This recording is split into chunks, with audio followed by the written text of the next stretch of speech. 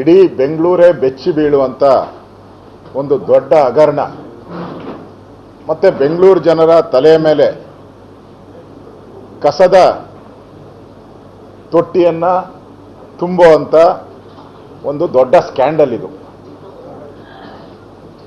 ಕಸದ ಹೆಸರಿನಲ್ಲಿ 36,000 ಕೋಟಿ ಕಾಂಗ್ರೆಸ್ ಸರ್ಕಾರ ಲೂಟಿ ಮಾಡಿರೋದ ದಾಖಲೆಗಳನ್ನು ಇವತ್ತು ನಾನು ಬಿಡುಗಡೆ ಮಾಡ್ತಾ ಇದ್ದೀನಿ. 36,000 ಕೋಟಿ ಲೂಟಿ ಮಾಡಿರುವ ದಾಖಲೆಗಳು, ಇಲ್ಲೆಲ್ಲ ದಾಖಲೆಗಳಿದೆ. ಇಷ್ಟು ದಾಖಲೆಗಳು ಕಸದ ದಾಖಲೆಗಳು, ಇದಲ್ಲ ಇಷ್ಟು ಕಸದ ದಾಖಲೆಗಳು.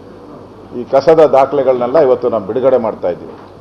ನನಗನ್ಸ್ತತೆ ದೇಶದಲ್ಲೇ, ಭಾರತ ದೇಶದಲ್ಲೇ ಕಸದಲ್ಲಿ ಇಷ್ಟೊಂದು ದೊಡ್ಡ ಹಗರಣ ನಡೆದಿರುವಂಥ ರಾಜ್ಯ ಯಾವುದೂ ಇಲ್ಲ. First time in the history of India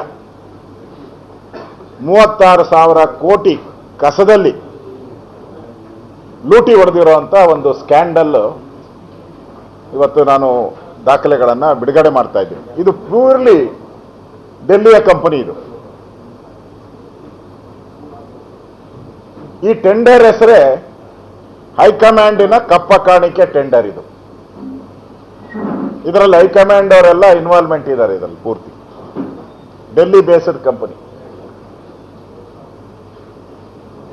ಇದು ವ್ಯಾಪ್ತಿ ನಮ್ಮ 28 MLA ವ್ಯಾಪ್ತಿ ಬರುತ್ತೆ, 5 MP ಗಳ ವ್ಯಾಪ್ತಿ ಬರುತ್ತೆ,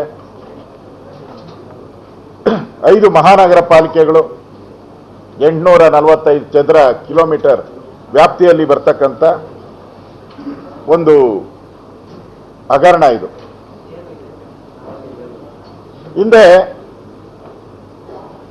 2020ರಲ್ಲಿ ಕೇಂದ್ರ ಸರ್ಕಾರ ಸ್ವಚ್ಛ ಸರ್ವೇನ ಅಭಿಯಾನದಲ್ಲಿ ಬೆಸ್ಟ್ ಸಸ್ಟೈನಬಲ್ ಸಿಟಿ ಬಿಜೆಪಿ ಸರ್ಕಾರ ಇದ್ದಾಗ ನಮಗೆ ಬಿರುದನ್ನು ಕೊಟ್ಟಿತ್ತು. ಆ ಸಂದರ್ಭದಲ್ಲಿ ಇಲ್ಲೇ ಇರಲಿ, ಈ ಕಸದ ವಿಲೇವಾರಿ ಏನಿದೆ,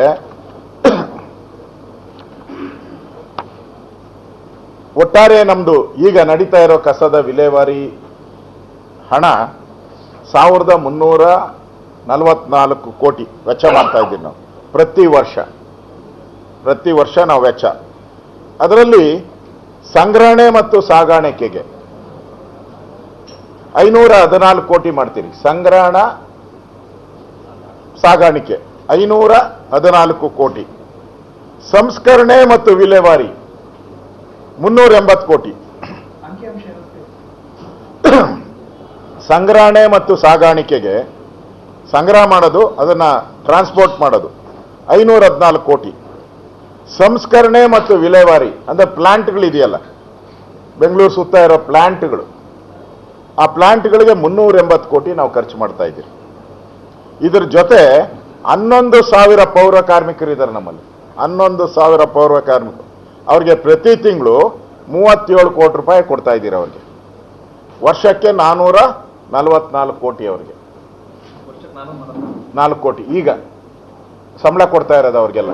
ನಡೀತಾ ಇರೋ ಸಿಸ್ಟಮ್ ಈಗ ಇದೆಲ್ಲ ಸೇರಿಸಿದ್ರೆ 1,344 ಕೋಟಿ ಆಗುತ್ತೆ ಅಷ್ಟೇ. ಓನ್ಲಿ 1,344 ಕೋಟಿ ಇದು. ಅಂದರೆ ಇದು ನಡೀತಾ ಇರೋ ಸಿಸ್ಟಮ್ ಈಗ ಹಾಲಿ 16 ವರ್ಷಗಳಿಂದ ನಡೀತಾ ಇರುವಂಥ ಸಿಸ್ಟಮ್.